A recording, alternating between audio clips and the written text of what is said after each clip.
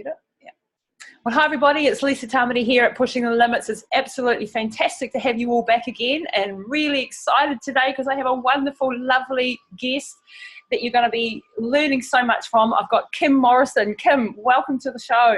Hey, thanks, Lisa. It's a pleasure to be here, sweetheart. Oh, it's absolutely awesome to finally connect. So just for the people listening and watching, Kim and I have connected through a friend of ours, Ocean Reeve, who's published Kim's book, which we're going to talk about, and is about to publish my book. And he said, oh, you have to meet this fabulous lady. And I started researching into Kim Morrison, and I thought, holy shoot, what a lady. And what an incredible life you've had. And so, and the funny thing is, you had already heard about me and through the running that you do. So there has been a lot of coincidences since we've connected, which is fantastic. Absolutely. Absolutely. Yeah. And I have to be honest with you, slight girl crush from, when you first really started becoming known. I'd finished my running by then, but it was like, wow, amazing. Yeah, major girl crush. Oh, you're gorgeous. So Kim, let's start there. Let's start way back when. And dive into your love of sport, and then your love of running and what you did in that respect. Well, as your listeners can probably tell, Kiwi as well, grew up in New Zealand, and my biggest aspiration was to be a silver fern. I wanted to be a top netballer. Yep. So I went through the ranks, got to the Auckland under-21 team, and then realised, I guess in many ways, that I grew too short. I mean, when I look at the netballers these days, I'm amazed I got to as far as I did. I was quite little.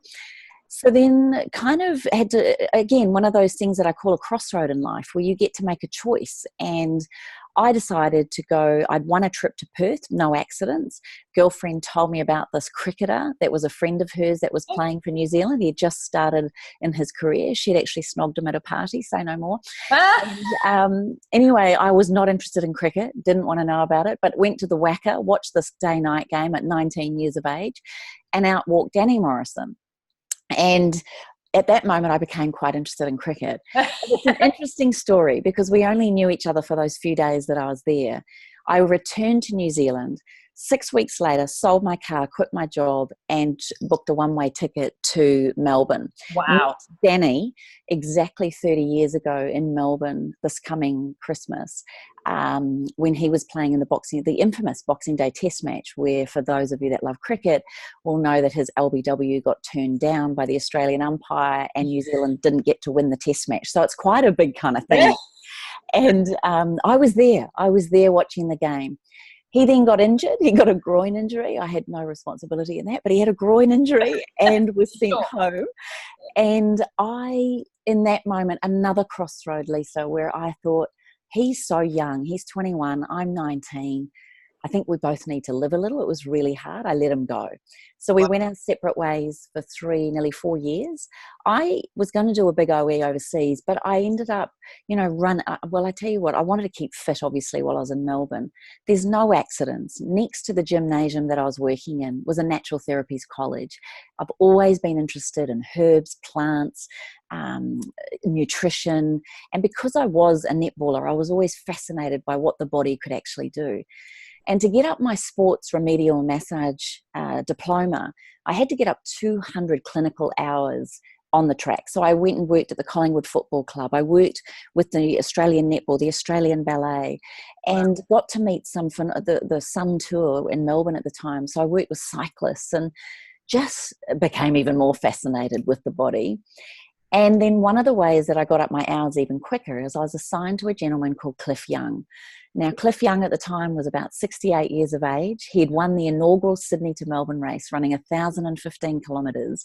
He beat everybody. Yeah. And no one could believe that this old guy had beaten him. And I was fascinated with him. I was so rapt I got assigned to him.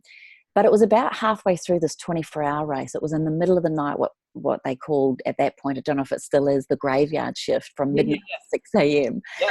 And he looked at me and he goes, "What do you think, Kimmy?" And I went, "This is the most boring, stupid thing I have ever seen people do." And he goes, "Well, why don't you put your money where your mouth is and run one?"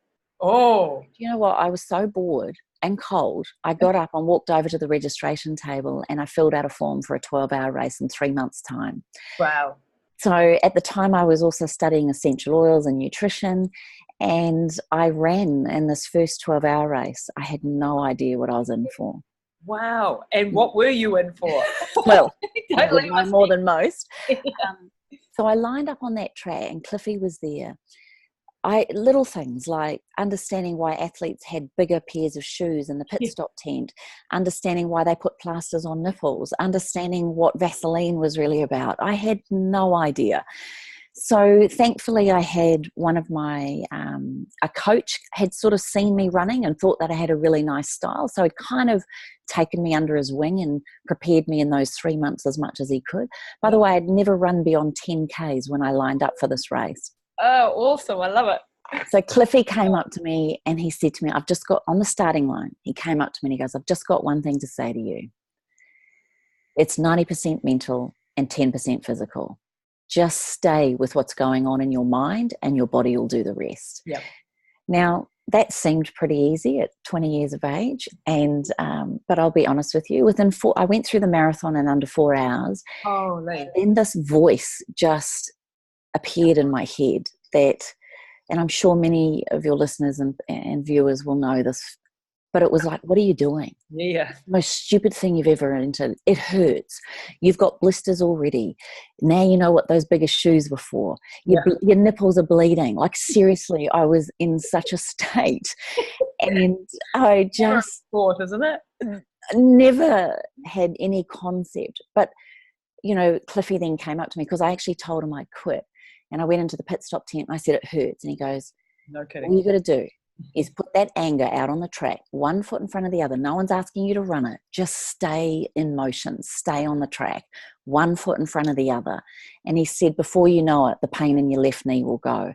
Now, I didn't believe him, but I also was one of those people that I didn't want DNF next to my name, did not finish. So I got up and begrudgingly took myself back out on the track. Voices stayed the whole time. I will be honest with you, it was the worst 12 hours of my life. I hated it. However, in the last hour, someone came up to me with a clipboard and said, if you could lift the pace, you could win this. Wow. That's all I needed. I ran the last hour faster than the first hour. Wow. I don't know where it came from, but it started to show me aspects of myself that I didn't even know was possible. The sandbag went down because it was on a 400-meter track. They measured the last lap. The third place getter was announced, second place getter, and then they called my name and said that I'd run 95.4 kilometres. Wow. But as they handed me the trophy, they then said, you've won a place to represent Victoria in the 24-hour championships. And everyone was clapping and cheering. And inside I was thinking, oh shit, I could do that all over again and twice as long.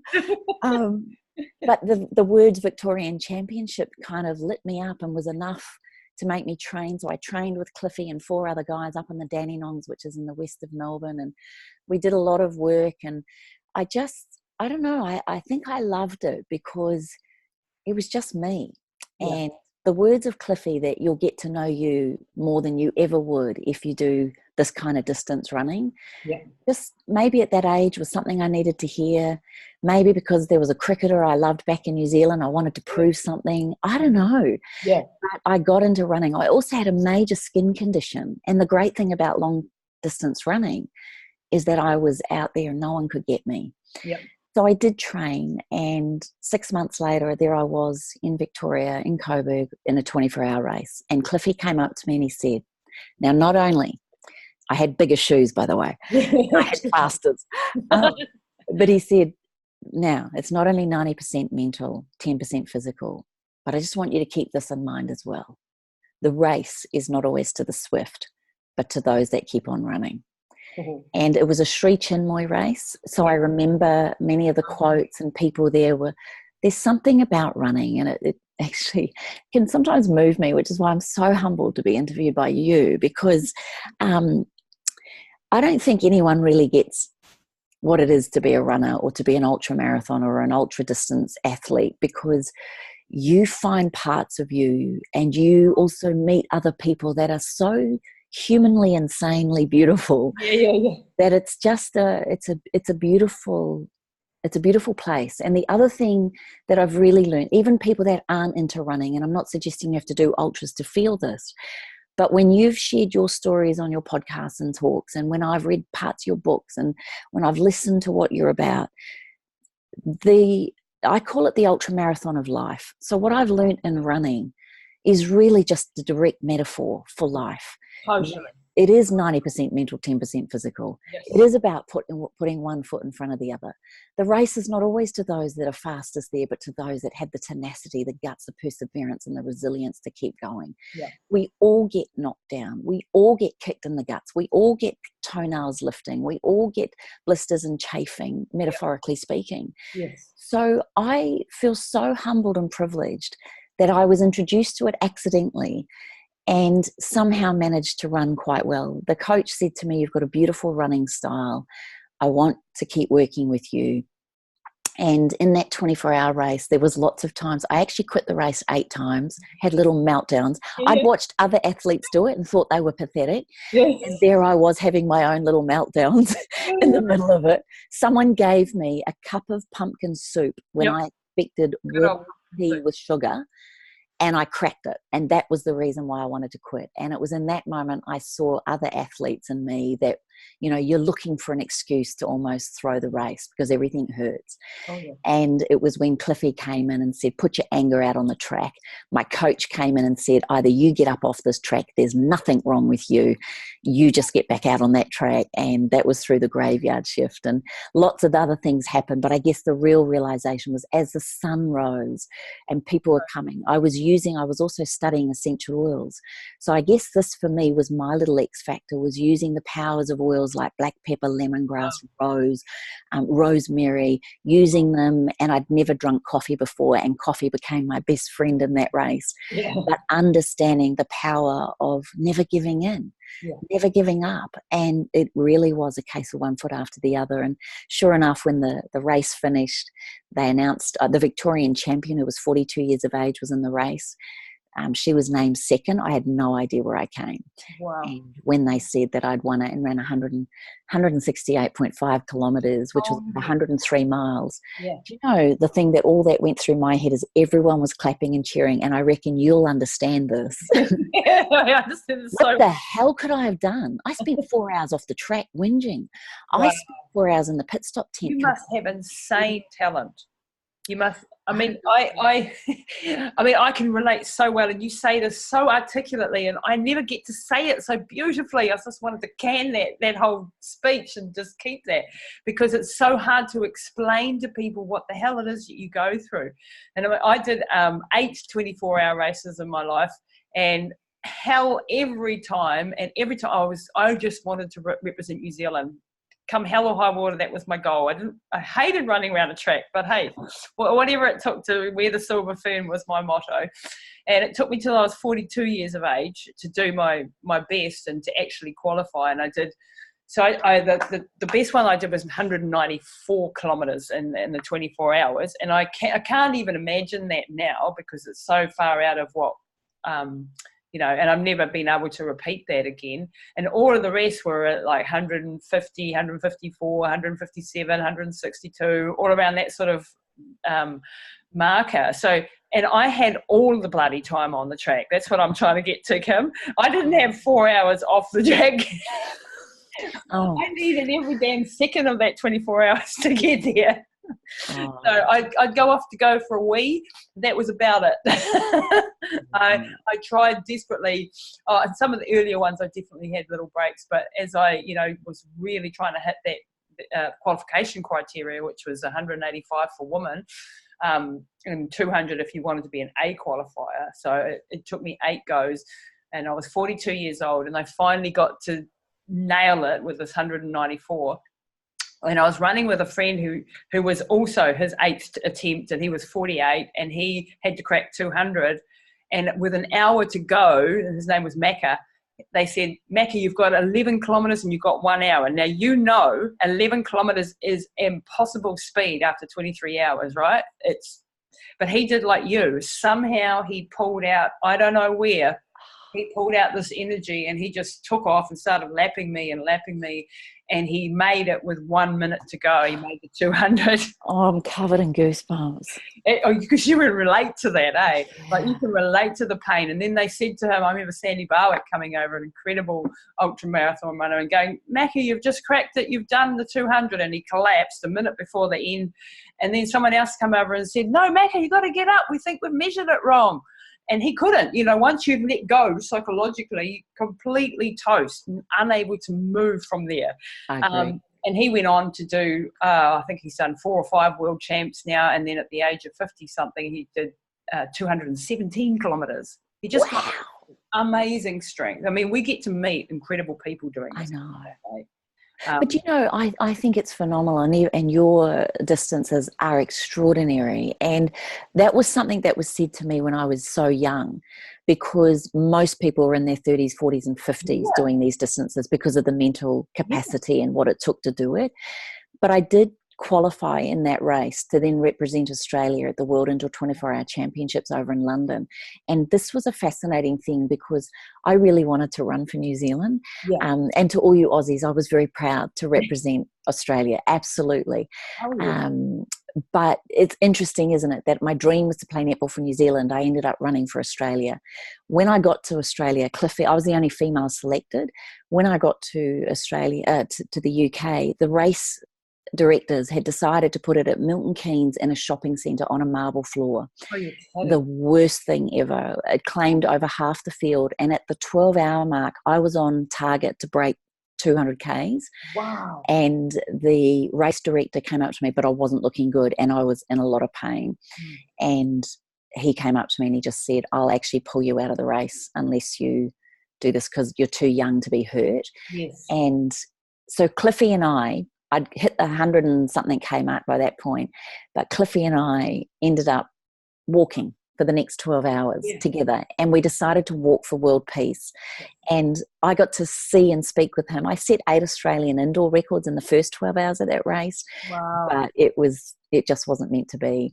And we think it's amazing. I mean, I think it's amazing what you did.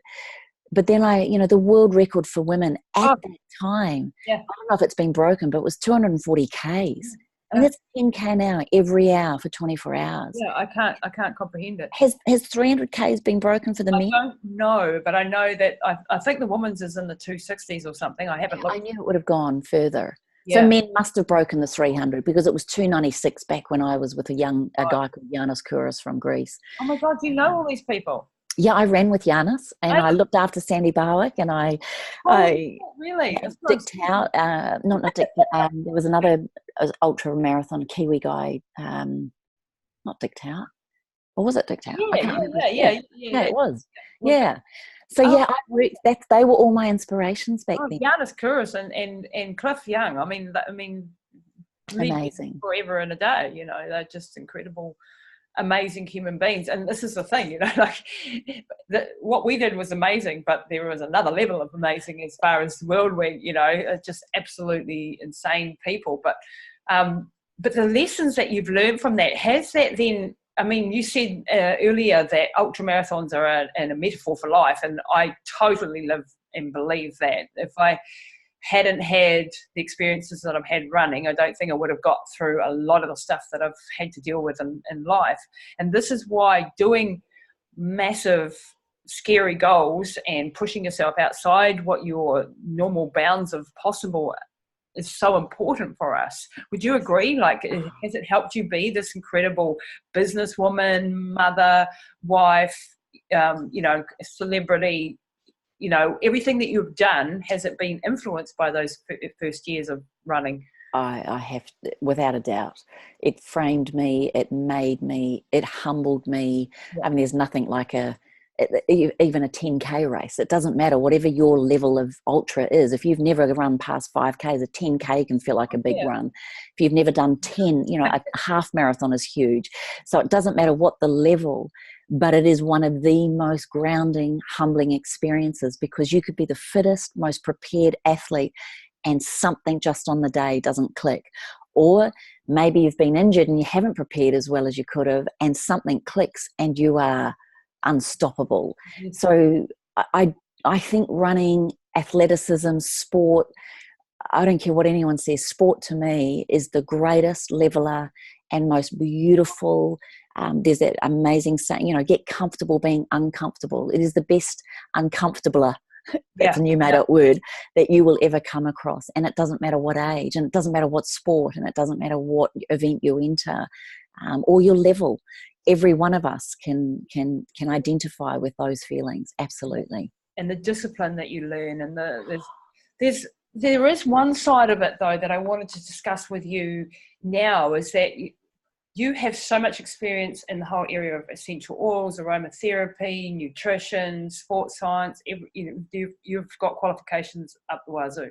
How does that, what you know now, because I have some issues with the fact with ultramarathon running, you're really pushing your body beyond survival almost. You can almost kill yourself. I mean, my friend Macca was actually running in a 24-hour race. He broke his leg. He was still trying to run on a 24-hour race with a broken leg. You can get to the point where you can kill yourself. So at what point does self-love and the ultramarathon mentality, how do they meet? Because I'm finding that very difficult in myself. I have this high performance mentality. I've got to push the limits in every area of my life. And yet at times I feel like I'm breaking. And I don't break because I'm an ultramarathoner and just keep getting up. But it's no way to be. It's not good for your joy, your passion, your resilience, all of that sort of stuff. How do you balance self-love with extreme performance, I think is the question I'm trying to get out. Yeah, I think it's a tough one, because as an athlete, you're trained to really mentally go beyond. Yes. As a human, we've got to look after this vehicle. You only get one. Yeah. And I think that was something that was presented to me at London at the World Indoor Championships, when the race director said, "You're not going to break this body this time." 3 runners in that race never ran again. Yeah. That was a really big aha for me. So sadly, people before us have gone and broken and gone beyond.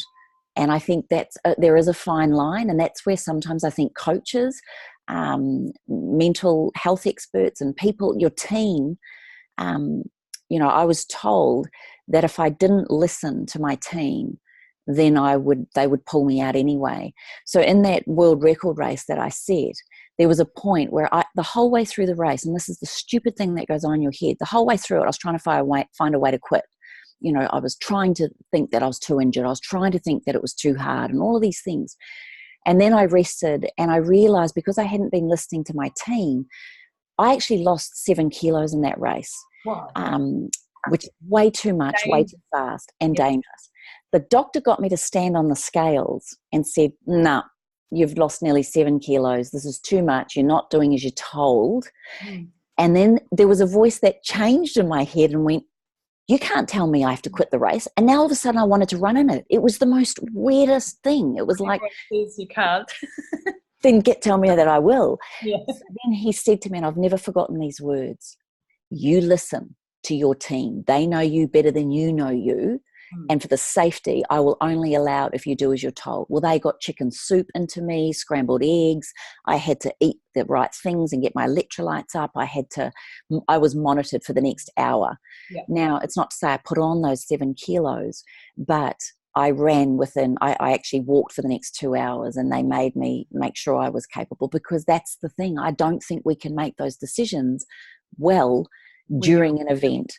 Yeah. I just don't, because we're trained to go beyond pain. It's 90% mental, it's all of that. And it's a tough one for athletes, I think, Lisa, but that's where I think a support team is so critical, because sometimes it's not our best coach. A lot of the races where you're running across deserts and you've got no support crew, there have been times where I've nearly killed myself. Quite honestly, I've been this far away from kicking the bucket because I didn't have someone to tell you that it's all over, pull out. What'd you do? Well, there was different situations. One was in crossing the Libyan desert, where it was not a run, it was an expedition, and we only had 2 litres of water a day. And that was to the point, it took me 2 years to recover. I have permanent kidney damage now. I have to be very careful now that I don't I cannot get out now and run ultra marathons unless I want to end up on dialysis. and I don't want to end up there. So, you know, there's been permanent damage that I've done to myself that I wasn't aware of in the time, because at the time it's all about, I'm tough mentally, I can push through. Well, you can push through to the point of killing yourself, and we've seen lots of athletes do that. Yeah. And that's the danger of any extreme sport now, you know, like whether you're mountaineering, whether you're jumping out of an airplane, there is a danger that you're putting yourself into, because you are mentally trained for the absolute and high performance in your body, and sometimes mentally you can be stronger than you physically are.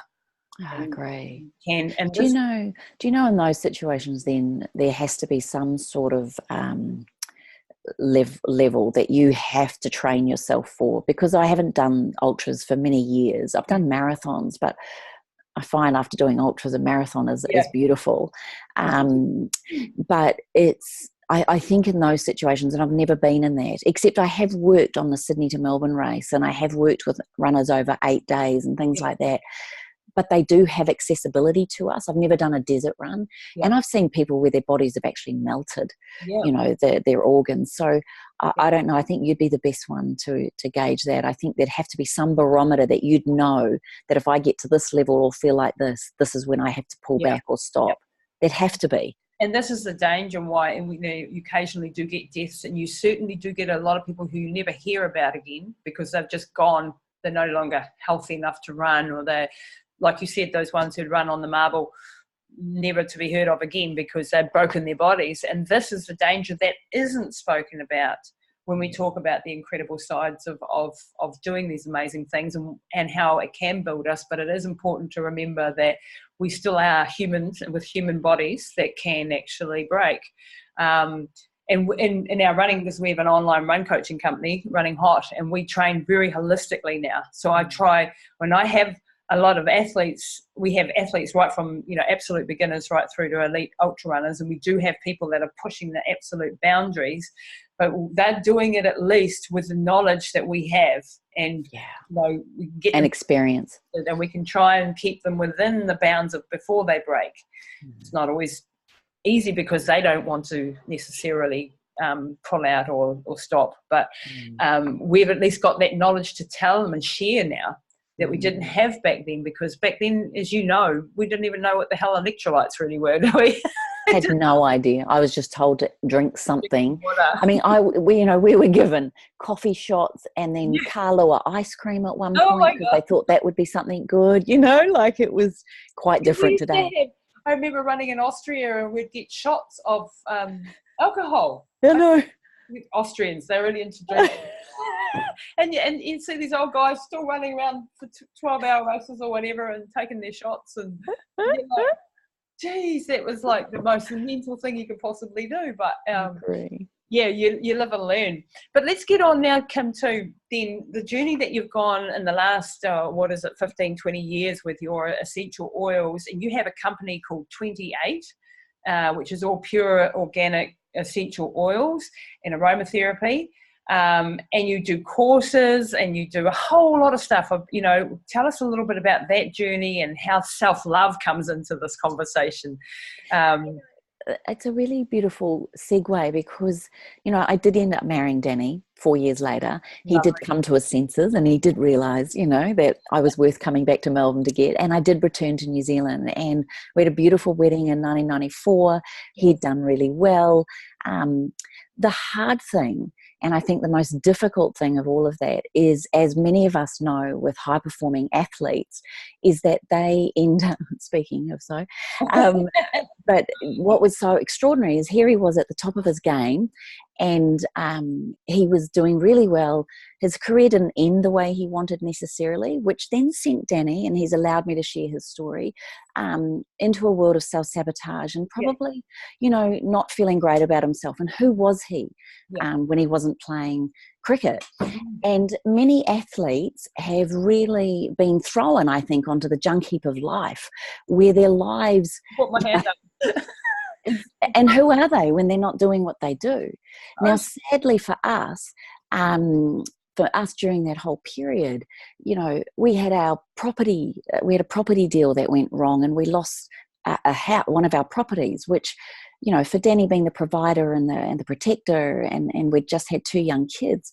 And then sadly, a year later, his sister tragically took her life. Oh. Now, that put us into such a spin. Our bubble, that celebrity, beautiful cricketing bubble, burst.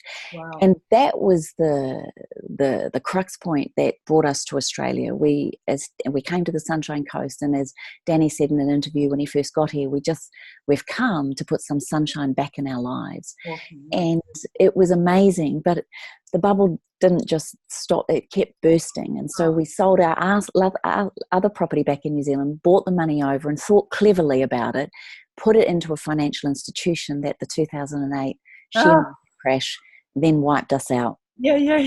And unfortunately, the whole thing just took us further into a spin. And sadly for Danny, took him into a world of pain of, he was now forging a career as a cricket commentator. He was traveling the world.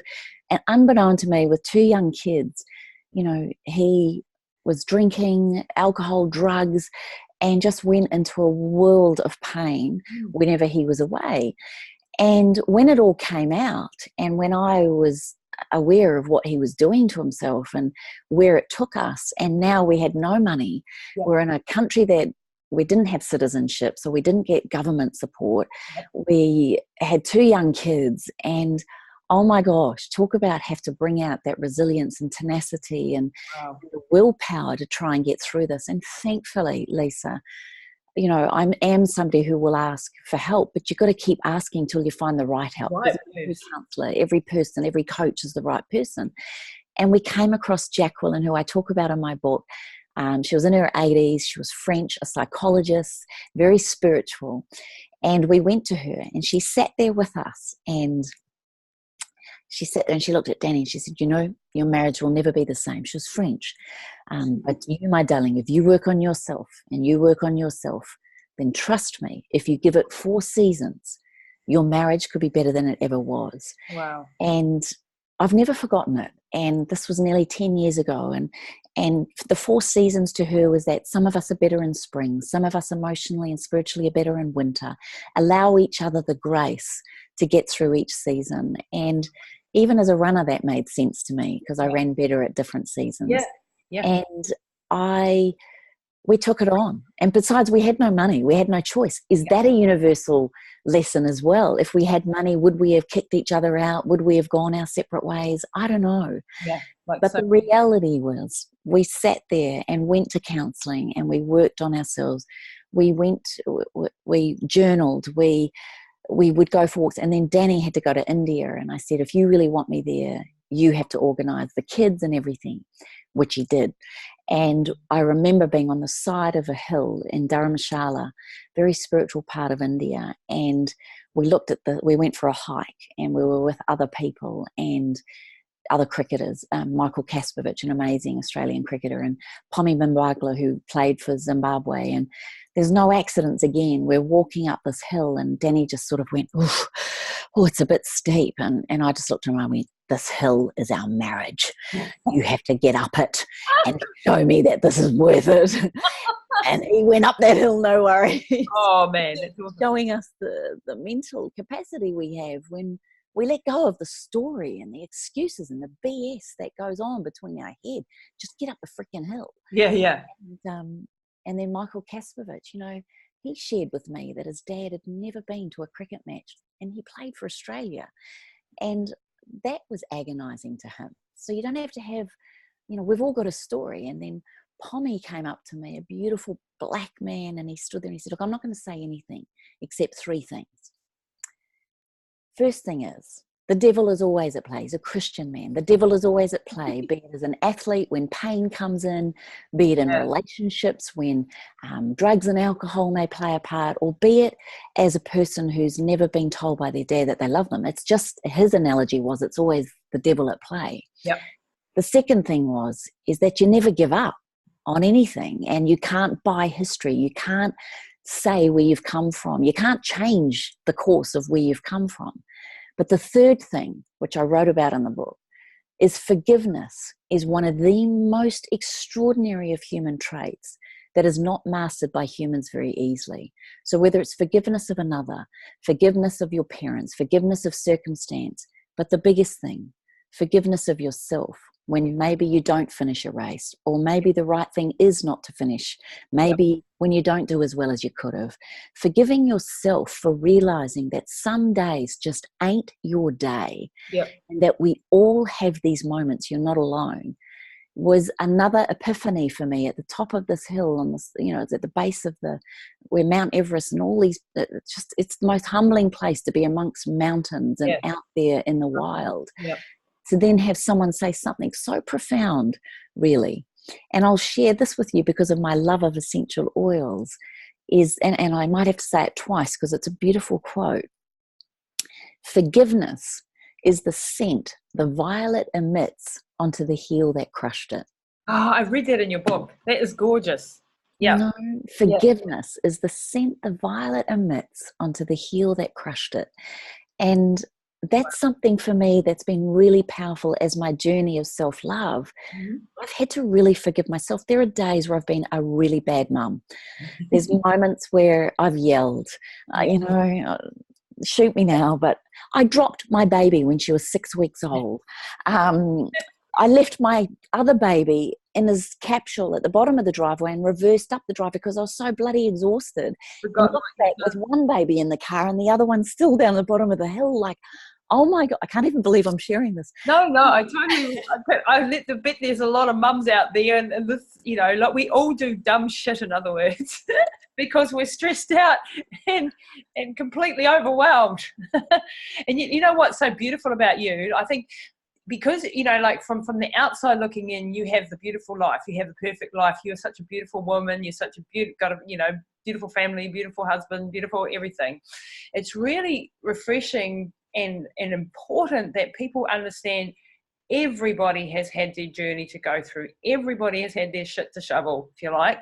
And because I think, especially in this world of social media, and we see every single day, we are bombarded with images of beautiful people doing beautiful things, and life's all rosy because that's what we put out there. And, you and I probably both do. I mean, and nobody actually means it in a bad way, but what it does is when somebody who's having a bad day or a bad moment with themselves, and then they're scrolling through social media seeing all these wonderful people winning races or looking beautiful or having marriages or babies or whatever the stuff is, and that's the opposite of what's going on in your life, you're only seeing the snippet, you're seeing the tiny slither, and then thinking that you are not worthy and that you don't have that, and what's wrong with me, and why don't I have that, and all that self-sabotaging stuff that you talk about in the book, the self-deprecation, all of that sort of stuff is overwhelming. I think, especially, I would not like to be a young person today.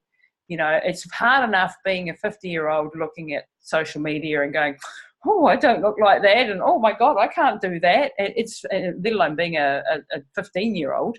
That must be really, really hard. And I think, the more that we as, people like you and I that just share the real stuff, the more people have the chance to open up about their own stuff, the more we can deal with the issues. Because, I teach mindset, you teach counselling, you do, but it doesn't mean we got it all worked out.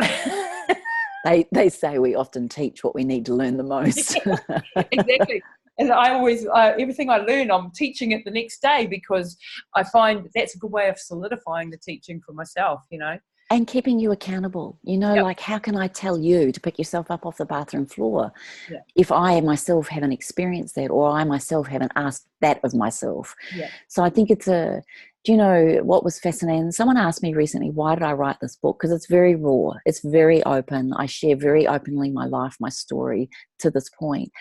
But do you know, if one person didn't take their life because they read my book, or one person saved their marriage because they'd read my book, or a relationship was refounded because they'd read my book, that's all I need. That I didn't write it for fame and fortune. To me, this book was a passageway in allowing me the last decade to really look back on all the things. I mean, look, honestly, Lisa, I could throw in sexual abuse as a young girl by 3 different men, could throw in, my parents split up. I could throw in the fact that, after Danny's sister passed away, the stuff that occurred for us, losing all our money, there was, Danny's dad, sadly, tried to take his life a couple of times. There was just, you could put it all in the mosh pit, but at the end of the day, my story is just the story. Everyone else, and you'd know it, the people we meet, the people in our audiences, I'm humbled beyond belief at what people's stories are. And I think by being vulnerable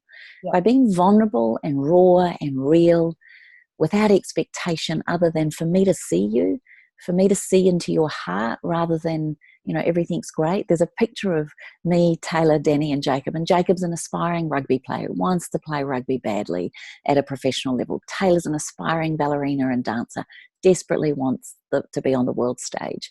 They're high aspiring athletes, which I totally love and respect. I also appreciate that the days that they're getting knocked and all the setbacks that they're experiencing, from stress fractures right through to knockbacks, is also part of the journey. I can't save them from it, but certainly my job is to be alongside of them with the journey and to support, coach, mentor, counsel through those times. And had I not been through them myself, I don't think I would be as good at it as what it can be. I'm not saying I'm perfect, but it's, I can be a lot more understanding. But here's the reality, that there was this night. There's no accidents. It was 3 years ago. Jacob was then 16. He appeared at the end of my bed, and Danny and I were just going off to sleep, and he just appeared broken. Now, I knew he was broken, Lisa, leading up to this, and I'll say this in a short way, but basically, and I won't repeat what he said exactly, but he said his life was stuffed. Just picture a 16-year-old boy saying that, way worse. But he didn't like himself, didn't want to be here. Now, my antennae went up, and as a mother, just wanted to ferociously protect him. But I also knew, from what I and Danny have been through, that sometimes you have to hit rock bottom with 2 feet to push yourself back up. It was only in this moment at his rock bottom that he was willing to hear the conversation, because I'd tried leading up to it. And I said to him, look, there's no accident that I have been researching, because I'm fascinated with how people get through these tough times and what they do. And the ones that we love the most and enjoy being around the most are the ones that get up and get on. And even though they're broken, they still keep trying. They're the ones you want to be around. We all know people that refuse to get up or cannot get up, and it's hard. It's got to come from here. And you want to help people, but it'll only ever come from here. But I looked at him and I said, I have researched this for the last 3 years, and I've come up with a 6-step process. And I think because I am an athlete, I need steps. I need to understand how to get to the next level, which is why I wrote it as steps. So to me, the first step was, in the middle of the circle, in the middle of my page, I drew this love heart and said, Jake, we know when we love ourselves, we can get through anything. We know we can believe in ourselves. We've got the tenacity, the resilience. We've got everything within us. We know that when we love ourselves. But we also fall out of love with ourselves. And the opposing force, I guess, is fear. Not hate even. It's fear. Fear of not being good enough. Fear of breaking. Fear of not being accepted. Fear of being useless. All of these things that we have. And I've come to appreciate, Lisa, that is actually a really important part. I even wrote in there, after speaking to psychologists, that the reason why we have that negative association is because, in fact, the human brain is wired to respond stronger to negativity than we do positivity. And it was from a survival point of view in tribal days when, we were hunted or we had to hunt. And so when you understand the psychology behind that, then negativity is actually a beautiful thing. And when I was in Dharamshala and got to speak with His Holiness, the 12th Khenting Thai Satupa, who is the educational monk for all Tibetan Buddhist monks, I asked him this question: why does life suck? Why do we get spun out? Why does everybody have to go through a tough time? And he looked, he said, my darling, how could we understand light without dark? How do you understand high without low? We have to explore the dichotomy, the extremes of life. Doesn't mean we have to stay there, but we have to experience it to understand the joys of life. Otherwise, we'd be living, at a very mellow level. Yep. So Never. if you're going through a tough time right now, I would say this to people: this too shall pass. Yes. And then I look at people and I go, and if you're having a great time right now, I've got some advice. This too shall pass. We know that life will always give us highs and lows. Yeah. So my message is more about embracing the good. And with Jacob, I said, sweetheart, you've just been spun out. But I'll give you the 6 steps. The first is self-awareness. Awareness that I'm out of the circle of love. Awareness that I'm in fear and self-sabotage. Awareness that I'm not feeling 100 right now. Awareness is actually self-love, because you've now given yourself permission to be there. Do not discount it. Yep. Don't pussyfoot around it. Don't cover it. You are going through a suck time right now. Yep. Embrace it. Yep. And then I said, the next step is self-care. And this to me is the most important. You've got to do something nice, because most of us, when we self-sabotage, then go and self-sabotage more with alcohol, drugs, like Danny did. Yep. We maybe don't eat well. We go and faceplant a chocolate cake. We drink too much. We eat too much. Whatever we do, it's because we're thinking back to life. Yeah. And then, but self-care. So to Jacob, a 16-year-old boy, I said, all I'm asking is that you walk outside in bare feet at least once a day. I'm asking that when I run you a bath and put the oils in, whether you think they're wussy or not, that you allow me to put magnesium in there, and you allow me to support you through this, because we know oils can manipulate the way we think and feel. Yeah. But then I asked him to have at least one green meal, greens with at least one meal a day. Just simple things for a 16-year-old boy. Yeah. It could be that you go to the gym. It could be that you turn your diffuser on. It could be that you do a beautiful body boost ritual every morning. Doesn't matter what it is, but taking care of yourself is, in fact, eating well, moving well, socializing, which is a big thing, or at least allowing someone in, or asking for someone to come in, but showing them that you've got the guts to want to get out of this. It's just a process. Jacob nodded. The next step to me, and you'll love this one, is self-discipline. You see, I believe that life does not happen to you. Life is what you make of it. And with discipline is the only way through. No one's going to hand you a great life. Right. No one's going to give you the money to a house. No one, or very few of us would ever get that. Mm-hmm. No one is ever going to give it to you on a silver platter. So the reality is discipline is what's going to take you through it. And the reason why I called my business 28 is because we know it takes at least 28 days to create a new neurochemical loop pathway in the brain, a new pathway of habit, if you like. Yeah. So I said to him, you're going to have to do this for 28 days. And part of your discipline, Jacob, is you're not, because he was on the verge of being kicked out of school, you're not allowed to swear at a teacher. If they say something that triggers you, 2 words, which you might enjoy this one, that's interesting. When someone triggers you, it's just, oh, that's interesting. You can't say it facetiously, but it's just interesting they have a different viewpoint. And he was nodding. So discipline to me. Yeah, the awareness, self-care, and discipline. It takes discipline to train for an event. It takes discipline to get a degree. It takes discipline to be a mum. It takes discipline to be a wife or a husband. Man, it takes discipline to do everything, because it's easy to quit. It's easy to give up on yourself. The discipline is to keep going. So Jacob loved that. And I said, sweetheart, that side of what I call the self-love circle is the doing. You have to do the work. Even when it sucks, you have to do the work.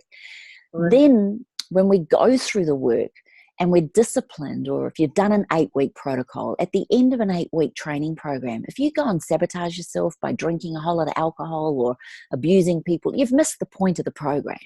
But you have what I call better self-control. You practice not swearing, you practice not being awful to a teacher, or you practice being a better mum or a better dad. You do it mindfully with awareness. Then I can tell you, after those 4 weeks minimum, you will actually have a better habit. That's better self-control. With more self-control comes self-respect. And you and I both know when we have self-respect, we are a better person. We look after ourselves more. We treat this body with reverence. We understand other people are going through tough times. We don't judge. We don't put people down. We don't put horrible things on Facebook. We don't have to abuse people. It was my then 16, 17-year-old daughter who turned around and said, Mum, I think self-respect is kindness. It's not gossiping. It's actually being raw and vulnerable without knocking other people. I think she nailed it. Man. And with self-respect comes self-acceptance. And self-acceptance is accepting that sometimes we're not great. Sometimes we're not the best athlete on the day. Sometimes we're not the best mum or dad. Sometimes we're not the best with our money. Sometimes it's just not good. And with self-acceptance, the good and the not so good, to me, completes the circle. So that's the doing. And then the other half of the circle is the being. You can't help but be when you are disciplined. So I showed this to him, and he looked up at me, Lisa, and he just said, Mum, this is really good. You have to get this out there. Yeah. So that's what made me write the book. I figured if a 16-year-old boy got it, then surely the rest of us would get it too. So yes, it's been written with an athlete's mentality, and I hope that it appeals to all types. Yeah. But I did it for the main reason of I need to know when I am struggling, what's my next step? What's the next goal point? What's the next vision? Just give me something to work towards, because that's how my mind has worked. Yeah. So I hope that helps. It's the next power pole or something, you know.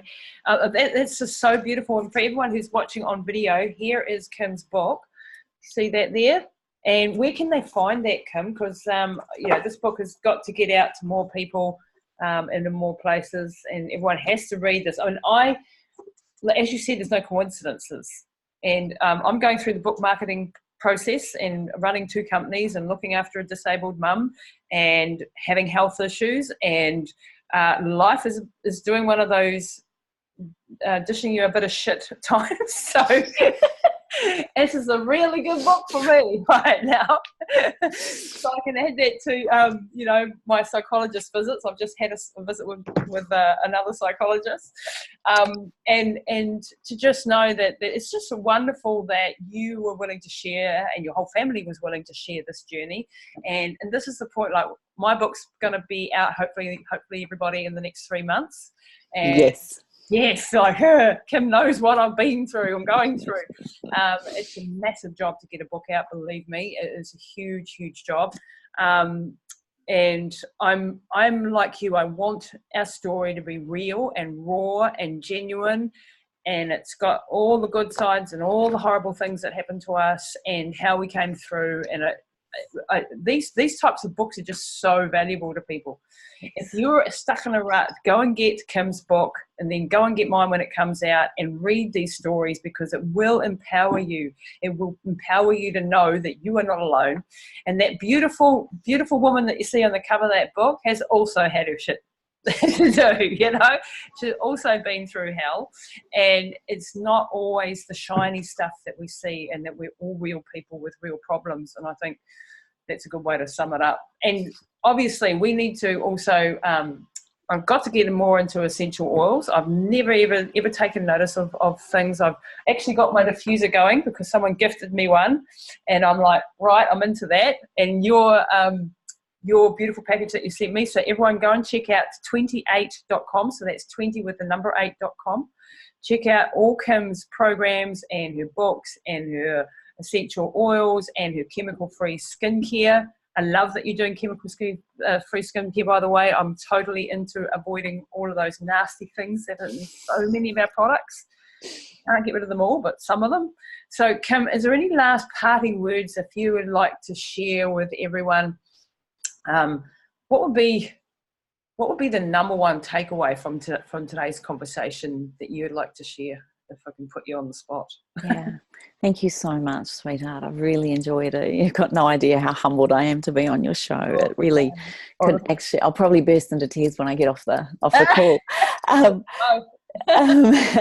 But you know, there was a quote I was given years. I love quotes. I'm a word person, and I think of them when I'm all the time. And you know, no one will fix anything for you. No one will gift anything to you that really comes from that matters to the soul. And I remember thinking, if I can work on myself, if I can just keep putting one foot in front of the other, then maybe this quote might support you. And I love Instagram, so reach out to me on Kim Morrison and the number 28 on Instagram, and share the love, because I love these stories. But you've probably heard it. It's a Chinese proverb, but if there is light in the soul, there is beauty in the person. If there's beauty in the person, there is harmony in the home. If there's harmony in the home, there is order in the nation. If there is order in the nation, there is peace in this world. The only way we get to have and experience the peace, the harmony, and the joy of who we are is by truly lighting that light within and keeping it a light, and then nurturing him or her when she's going through a tough time, and just know that he or she has the capacity, the heart, the desire, and the resilience to get up, out, over, and through anything. And I certainly think your listeners, out of anybody I know, would understand that more than anyone. Oh man, you're just absolutely gorgeous. I think this has been one of the best podcasts I've ever had, and it's been really, really touching. And I think you were meant to be in my life. I honestly think that there's a reason that you've come into my life at this time, and hope that we get to actually meet in person very soon, because you just radiate an amazing energy, Kim, and the work that you've done and the stuff that you're doing is just absolutely beautiful. So thank you for everything today. It's been absolutely wonderful. So everybody go and check out 28.com. Follow Kim on Instagram, because she's all over there. And yeah, thank you so much, Kim. Pleasure.